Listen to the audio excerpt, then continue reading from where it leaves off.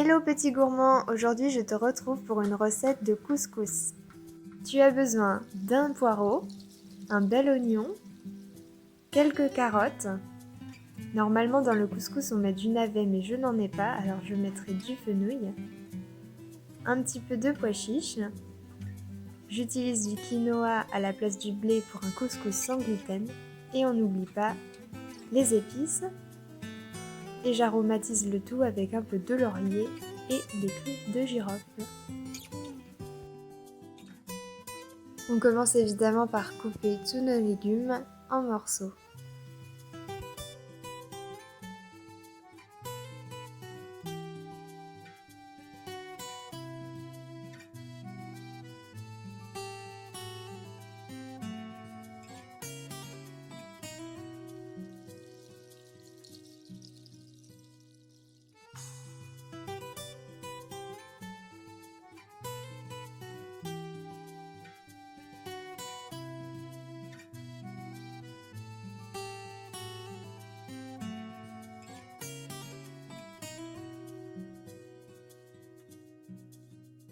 Et voilà, on est parti pour la cuisson.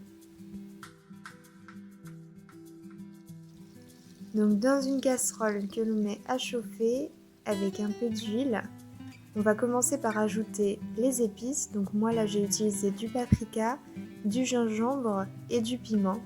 Mais tu peux utiliser les épices que tu aimes. On va laisser les épices colorer un petit peu, puis on ajoute tous les légumes. On laisse cuire quelques instants les légumes avec les épices pour qu'ils s'imprègnent de leur goût. Et ensuite, quand c'est bon, on peut ajouter de l'eau à peu près à hauteur des légumes. On ajoute également les herbes et aromates qu'on a choisis. Donc pour moi, le laurier et les clous de girofle. Et on peut ajouter aussi le poivre et le sel dès à présent. On laisse cuire le tout à feu moyen en couvrant la casserole d'un couvercle. Dans ce temps, j'aimerais te donner une astuce concernant les pois chiches qui sont parfois difficiles à digérer. Il suffit d'enlever la petite peau qui les recouvre pour qu'ils soient plus digestes. On peut maintenant s'occuper de notre quinoa ou de la semoule que tu auras choisie. Donc pour le cuire, on va tout simplement récupérer du jus de cuisson des légumes qu'on verse tout simplement sur notre quinoa. Et puisqu'il est chaud, il va faire gonfler les grains. On va laisser reposer tout ça quelques instants. C'est aussi le moment où on peut ajouter quelques pois chiches avec nos légumes pour terminer la cuisson.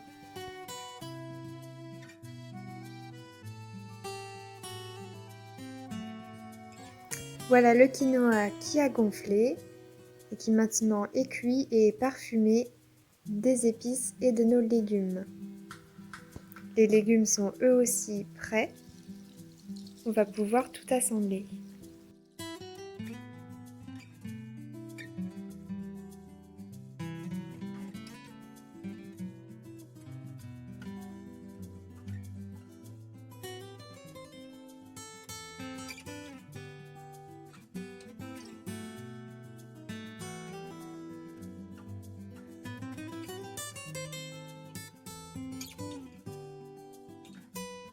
On n'oublie pas de verser un petit peu de jus dans l'assiette.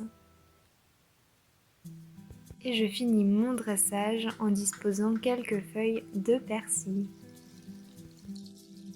Voilà pour cette recette. Dis-moi ce que tu en penses et si l'idée te plaît. En attendant, je te souhaite un bon appétit et je te dis à très vite.